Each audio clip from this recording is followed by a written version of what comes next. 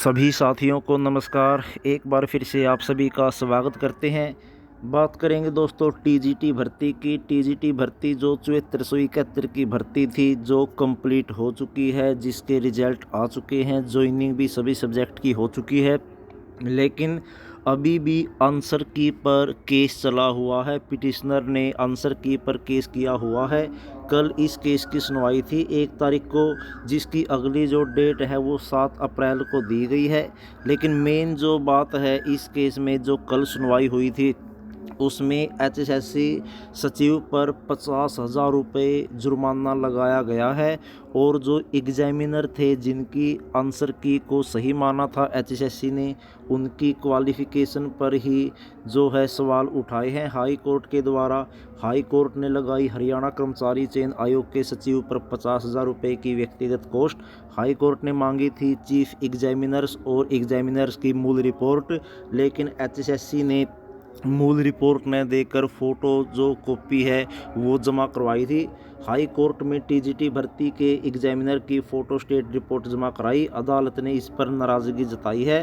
याचिकाकर्ताओं ने आंसर की में बताए गए कई उत्तर को चैलेंज किया हुआ है और इस पर टीजीटी भर्ती मामले में एचएसएससी ने दलील दी है, क्योंकि जो आयोग है एक्सपर्ट एकेडमिक बॉडी नहीं है, इसलिए चीफ एग्जामिनर की आंसर की को जो है वो मान लिया जाता है। तो दोस्तों, अब देखने वाली बात होगी कि 7 तारीख को जो सुनवाई होगी उसमें क्या फ़ैसला दिया जाता है। हालांकि कई जो इसकी तारीखें हैं वो मिल चुकी है, अर्जेंट में केस लगा है।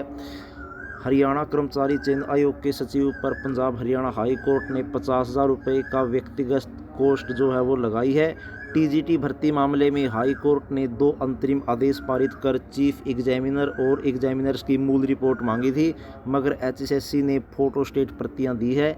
एडवोकेट अंकुर सिद्धार ने दैनिक सवेरा को बताया, मूल प्रतियां नहीं देने पर हाई कोर्ट ने नाराजगी जताते हुए जस्टिस त्रिभुवन दहिया की खंडपीठ ने गत 1 अप्रैल को पारित अंतरिम आदेश में जहां सचिव पर जुर्माना लगाया, वहीं एग्जामिनर की जो योग्यता है, क्वालिफिकेशन है, उस पर भी जो संदेह है वो व्यक्त किया है और 7 तारीख को इसकी जो अगली सुनवाई है वो तय की है। हालांकि हाई कोर्ट में एचएसएससी ने शपथ पत्र में ये भी कहा, क्योंकि आयोग जो है वो चीफ एग्जामिनर की आंसर की को मानता है, क्योंकि आयोग एकेडमिक मामलों की जो एक्सपर्ट बॉडी है वो नहीं है। अब देख लीजिए, टीजीटी भर्ती मामले में एग्जामिनर की योग्यता पर संदेह जताया है। सचिव पर जुर्माना लगाने का यह है हाई कोर्ट का अंतरिम आदेश, जिसमें कहा गया था कि जस्टिस त्रिभुवन दहिया की खंडपीठ ने 1 अप्रैल 25 को सविता रानी बनाम हरियाणा व अन्य मामले में अंतरिम आदेश में लिखा, दिनांक 17 मार्च 25 के अंतरिम आदेश के तहत आयोग को दिनांक 28/11/24 और 20/2/25 के अंतरिम आदेशों का पालन करने के लिए अंतिम अवसर दिया गया था, ताकि मूल जो रिपोर्ट है विषय विशेषज्ञ की वो जमा करवाई जा सके। साथ ही प्रत्येक विषय के जो मुख्य परीक्षक है और विषय विशेषज्ञ है उनके नाम भी सीलबंद लिफाफे में दिए जा सके, जिन्होंने प्रश्न पत्रों पर आपत्तियों की जांच की। राज्य अधिवक्ता ने अंतरिम आदेशों के अनुपालन में 3 सीलबंद लिफाफे सौंपे हैं।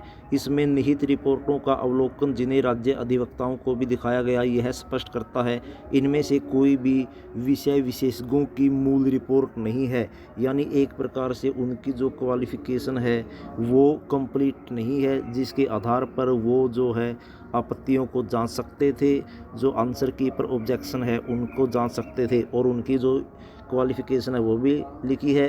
प्रथम नज़र में ये प्रतीत होता है इन विषय विशेषज्ञों मुख्य परीक्षकों की योग्यताएं संदिग्ध हो सकती है, क्योंकि गृह विज्ञान होम साइंस के मुख्य परीक्षक की योग्यता विज्ञान में स्नातक अंग्रेजी ऑनर्स, विज्ञान में प्रास्नातक BEd MEd bachelor in science English honours, master in science BEd MEd दर्शाई गई है।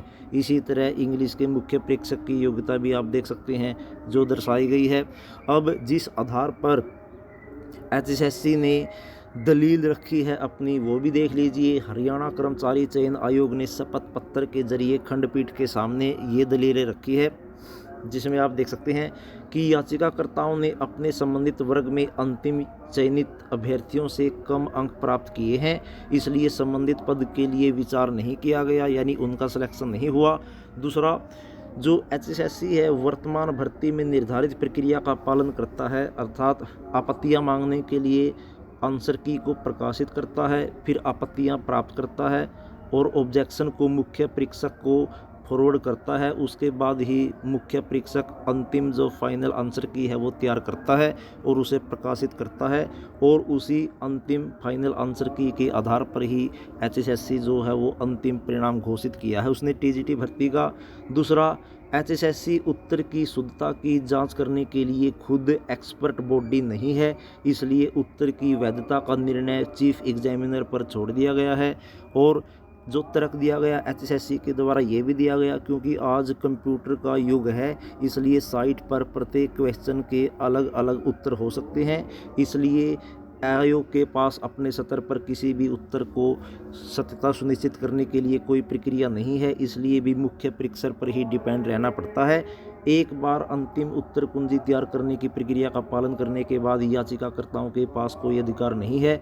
यह भी प्रस्तुत किया गया है। एक बार स्थापित कानून है कि एक बार मुख्य परीक्षक ने उत्तर कुंजी को अंतिम रूप दे दिया तो उसके बाद उसे फाइनल मान लिया जाता है और उसके बाद ही अंतिम जो फाइनल रिजल्ट है वो जारी किया जाता है।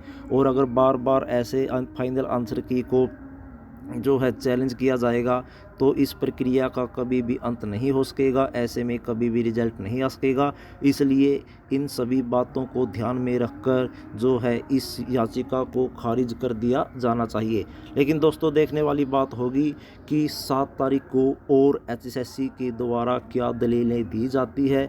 ये जो केस है वो देखने वाली बात होगी, क्या डिसमिस होगा, खारिज होगा, या फिर दोबारा जो है रिवाइज रिजल्ट आने की संभावनाएं बनेगी। अभी कुछ नहीं कहा जा सकता। इतना ज़रूर है कल जो सुनवाई हुई उसमें नाराज़गी देखने को मिली। हाई कोर्ट की 50,000 रुपये जुर्माना भी लगाया गया आयोग के सचिव पर, क्योंकि उन्होंने मूल प्रतियां ना देकर एग्जामिनर की फ़ोटो स्टेट प्रतियां ही दी थी, जिस पर हाई कोर्ट ने नाराज़गी जताई थी।